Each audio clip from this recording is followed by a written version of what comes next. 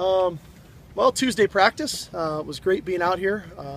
Really, truly our first, in-season school in session AM practice. I thought the guys were very good. I thought they were focused, competitive.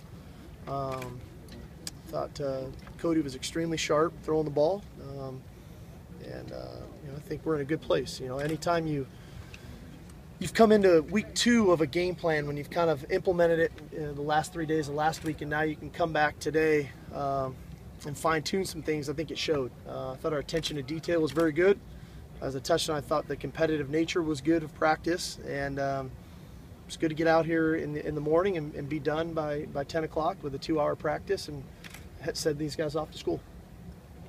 Some guys did make a comment about early practice that you notice, a little sleepiness at the beginning, or were they all, totally sharp and ready to go? They felt sharp to me. I think that the timing of them waking up is nothing new to us. This is exactly what we've been doing all summer and into training camp. And now the difference is at this time, normally we would be having a walkthrough. There were some days when we had practices in the AM.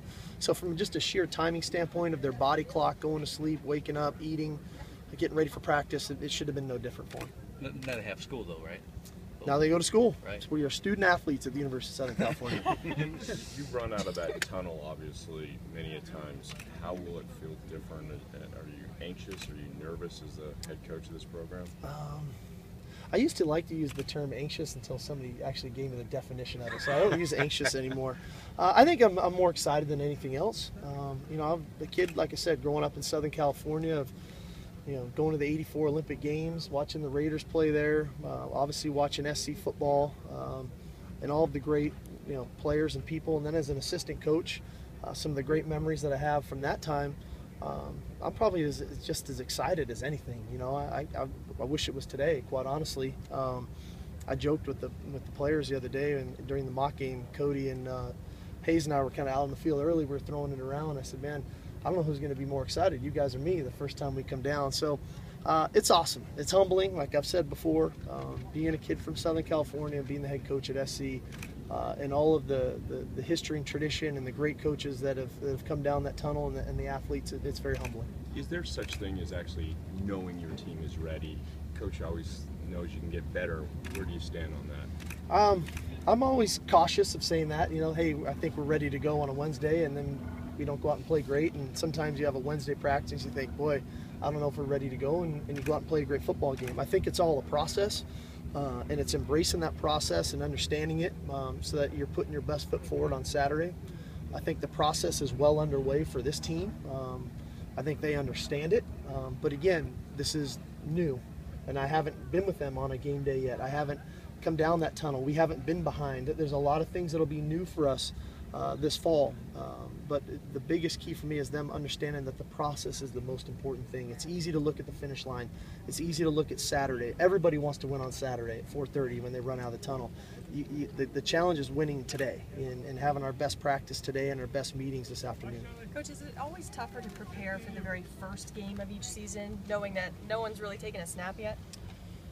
It's always interesting. I think one of the keys to it, and we should probably do it more often, quite honestly, is that the first game you tend to focus more on yourself because that's all you know and that's all you have. And when you focus on yourself, generally you can go out and you perform well. And I think it's a real point for us as we continue to move forward. Let's not lose sight of ourselves and get so caught up in our opponent and what our opponent's doing rather than our own preparation and what we need to do to get ready to play. Especially since they haven't even named the starting quarterback yet, right?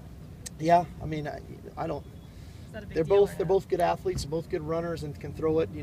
Their system's not going to change dramatically.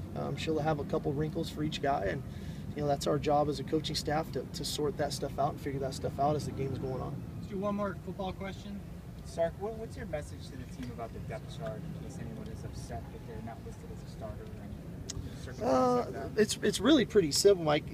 We're gonna go fast. We're gonna run a lot of plays, and everybody's gonna play. And I think we show that in practice every day. This isn't just the ones go against the ones the entire time.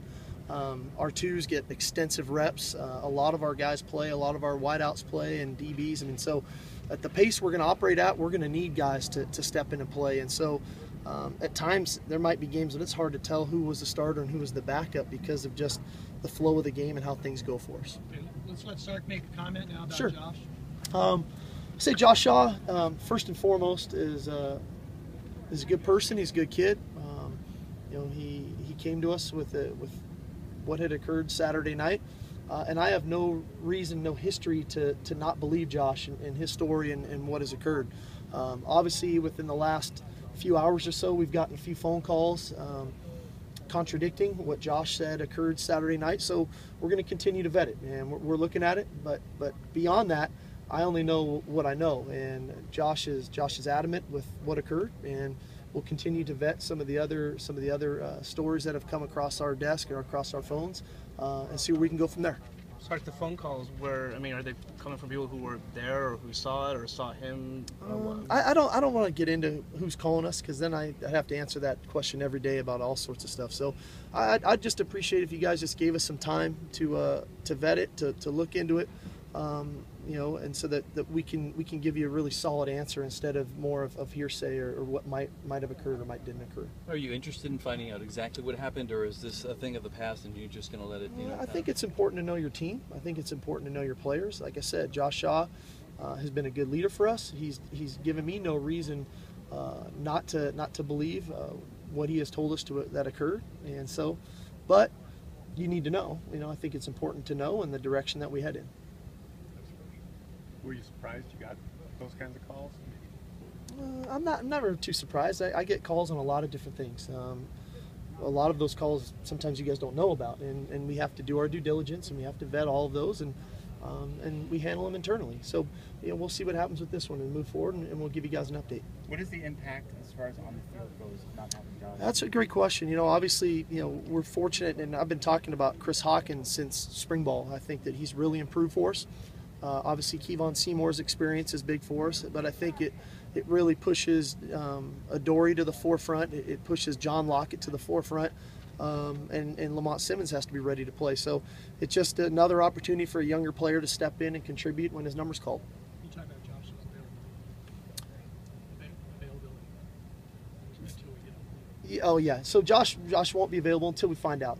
I just don't want to put him in a situation if answering questions that we really don't have all the answers to. So we'll give him that, and obviously he's still not able to participate physically either. I will say the x-rays and MRIs that we have taken on him have come back negative. So far we don't see anything structurally wrong with him, but he is very sore.